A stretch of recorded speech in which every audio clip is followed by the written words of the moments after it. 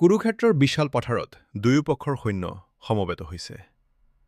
এফালে অধৰ্মৰ পথত থকা এই স্বকৌৰৱ ভ্ৰাতৃ আৰু আনফালে ধৰ্মৰ বাবে যুঁজ দিয়া ৫ পাণ্ডৱ। ৰজা ধৃতৰাষ্ট্ৰই সঞ্জয়ক সুধিছে, ধৰ্মক্ষেত্ৰ কুৰুক্ষেত্ৰত মোৰ আৰু পাণ্ডুৰ পুত্ৰসকলে কি কৰিছে?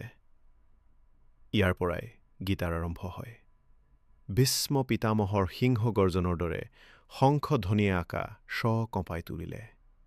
তাৰ লগে লগে শ্ৰীকৃষ্ণই নিজৰ ৫ জন্য আৰু অৰ্জুনে দেৱদত্ত শংখ বজালে।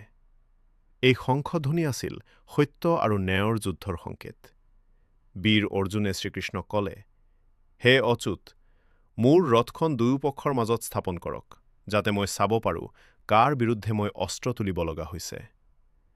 শ্ৰীকৃষ্ণই ৰথখন এনে ঠাইত ৰখালে য'ৰ পৰা অৰ্জুনে সন্মুখত নিজৰ ককাক ভীষ্ম আৰু গুৰু দ্ৰোণাচাৰ্যক দেখিবলৈ পায়। নিজৰ আপোন মানুহবোৰক শত্ৰুৰূপে দেখি অৰ্জুনৰ হাত ভৰি কঁপি উঠিল।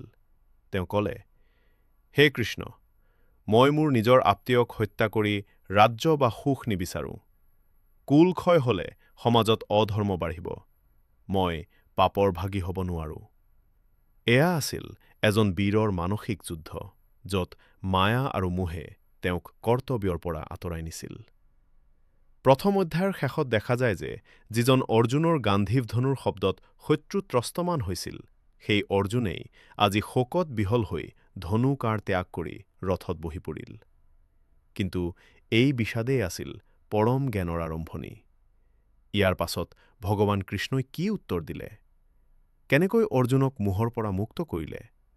সেয়া জানিবলৈ আমাৰ পৰৱৰ্তী খণ্ডটো চাবলৈ নাপাহৰিব। ভিডিঅ'টো ভাল লাগিলে লাইক, শ্বেয়াৰ আৰু চেনেলটো ছাবস্ক্ৰাইব কৰি দিব।